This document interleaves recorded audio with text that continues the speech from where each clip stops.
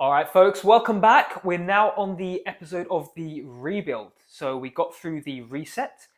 The reset was obviously the breaking down of the old stuff and meaning the underlying stuff has now come to surface.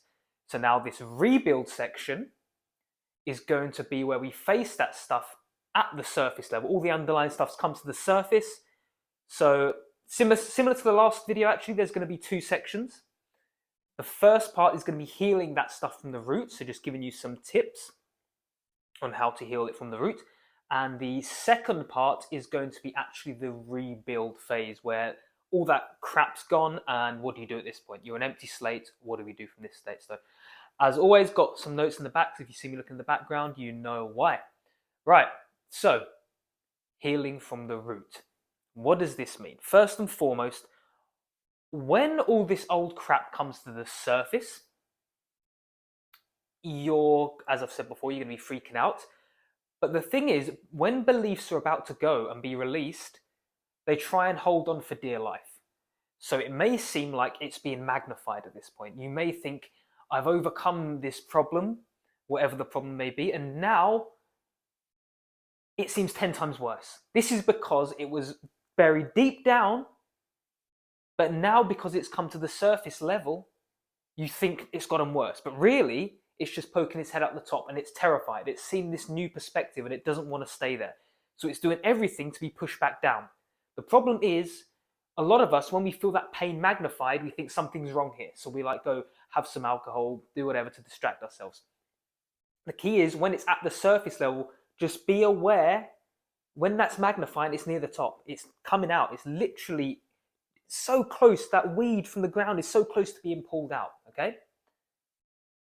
So that's key, just to be aware of that and not to run away and be terrified, because you've done all the good work has been done at this point.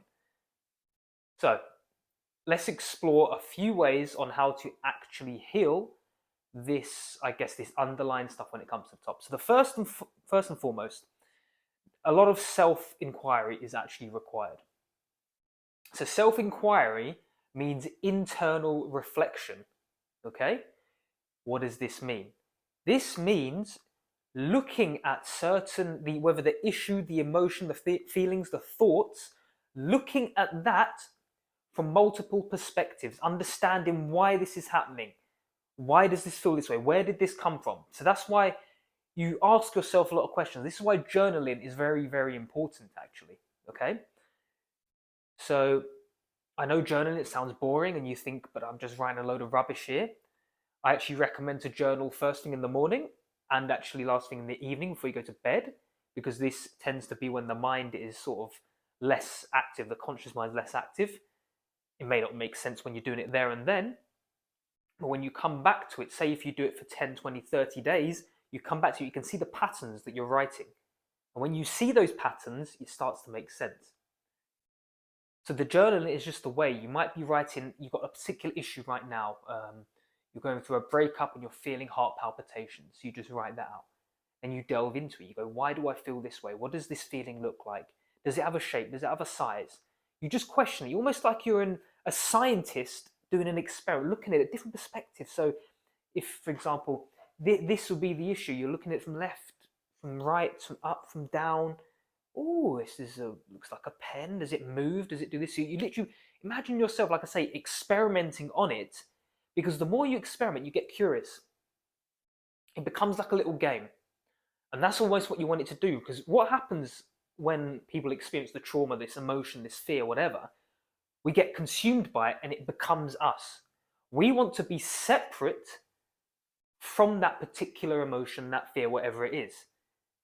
Because that is not you. You're just feeling that emotion. So you want to see it almost like an observer. It's in front of you. That emotion, that fear, the trauma, whatever, is not you. You're just observing it and you're experiencing a state of it. So you look at it like this. You go, it looks like this, looks like that. And you just delve deeper. Initially, it might not make sense, like I said. But the more you ask why, the more you go inwards, the more curious you get, you're going to start peeling off even more layers. And you'll get to, more of the root cause of it. Because when we get to the root, that root is the thing that's, almost orchestrating the whole play. That's what's keeping you doing your patterns, keeping you acting the way you are. So it may manifest as different things in your life, but it's the same underlying root pattern. That's why we want to get curious and make sure we understand what is going on underneath. So, leading on from that, I mean, it's not really something you can do. You could kind of do this by yourself, but I would say you need a mentor or guide or someone to show you in the right direction. So, whether you do this online, what I mean by that, there's some people that do videos online that been have experienced what you're going through, so you can use them as a reference point to make sure you're not going off track. Whether you use a mentor or a friend as a guidance that's done what you want to do, or even if you hire someone. I know a lot of people can't hire people, it's a bit too expensive. That's fine. It's obviously the most recommended way if they're in good alignment with you, because there's a lot of like garbage bollocks out there. You don't really want to, you've got to be careful who you're hiring. But in an ideal way, you'd find someone that resonates with you that would show you the way. But if that's not possible, still look to find some sort of guidance, whether, like I said, that's a YouTube video, whether that's a colleague, a friend, I don't know, a forum or someone, but make sure they've gone that path that you're going through. Okay? Because a lot of people can talk a good job, and people have good qualifications, which is a load of garbage as well, but don't get me started on that. But they've not been through the path and been through the steps. So you want to try it when you get more aware of what's going on and seeing it from different perspectives, find some sort of guidance, all right? And also guidance can be found from going within once again. You could argue there is a greater force, a greater power, more than what we are in this human body, that can guide you and give you instant knowings. Like for me, when I was going through a phase of, my worst time, I was spending a lot of solitude. And in this solitude, where it was complete silence, I was going to walks in nature, I would just get these instant knowings of something like, it makes sense now. It would, for example, like I'd always feared judgment, for example. And then an instant knowing would come into my head, like, did all of this happen in order to make me face my fear of judgment? And it wasn't like a, is this right, is this wrong? It was like an instant, almost as if something greater than me put that little thought in my head. So you can always go into that silence, go into nature, go into solitude. That can be your guidance as well. But just make sure there's something there, okay? And another way to do some healing. So there's a few practical ways as well that I like to suggest. One is movement. Movement is necessary because when we have this trauma and stuff in our body, it's causing an emotional reaction. It's causing the body to react in a certain way. So movement, what do I mean by that first and foremost? Movement can be something that gets you out of that thought pattern, something that gets the body moving, something that gets the flow of energy going completely through your body. Because say you've had a trauma, a fearful experience or something like that, you're going to get an imprint again.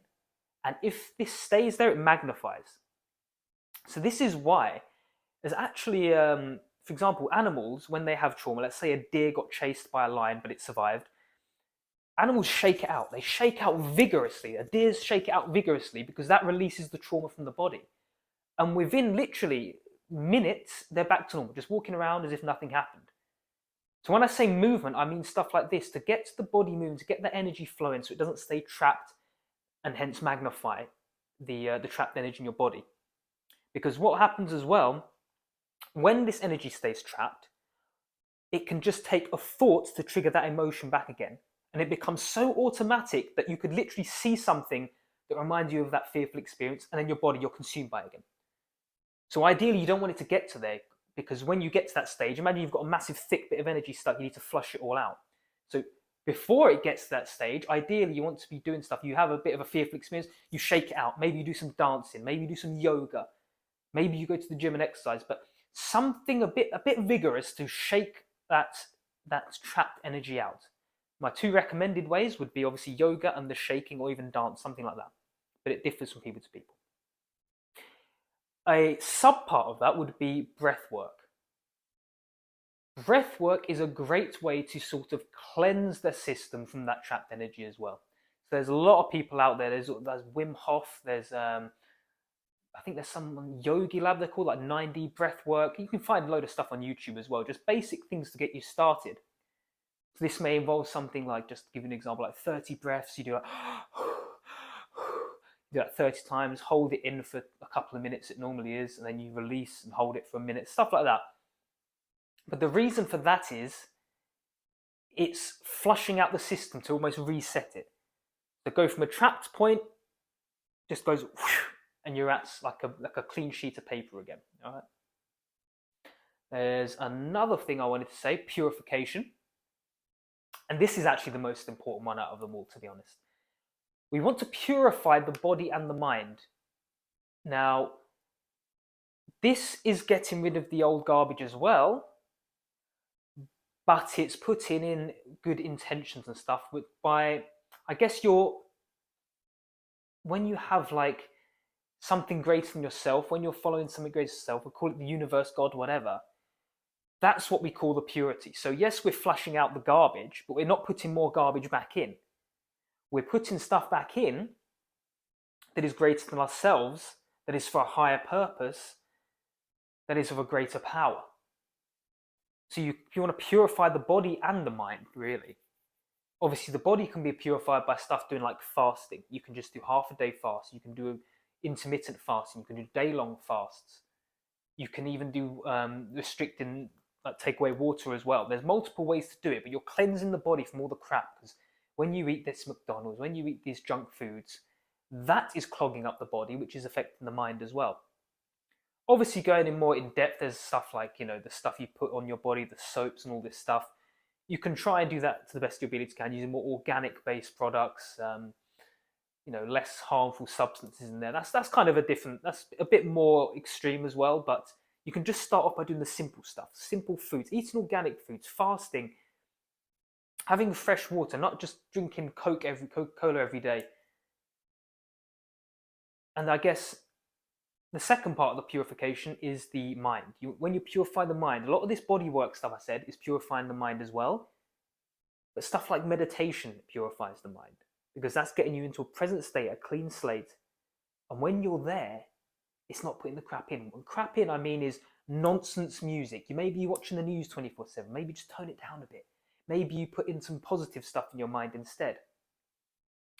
And maybe then you're starting to do some research on faith, some universal principles, some higher purpose. So that's what it's about, having that purity and keeping your intentions pure.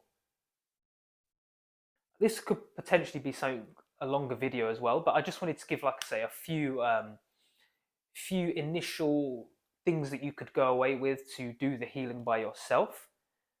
Of course, it's way more in-depth than this. You're going to have to progress more. There's not just watch this video and you're done. You're going to have to go away and do your own steps, your own in-depth stuff, which is why guidance is needed. But as I mentioned, the next part will be what to do when you've, I guess, pulled that crap out from the roots, and you're how to like heal that patch, so to speak. All right. So I'll see you in the next video.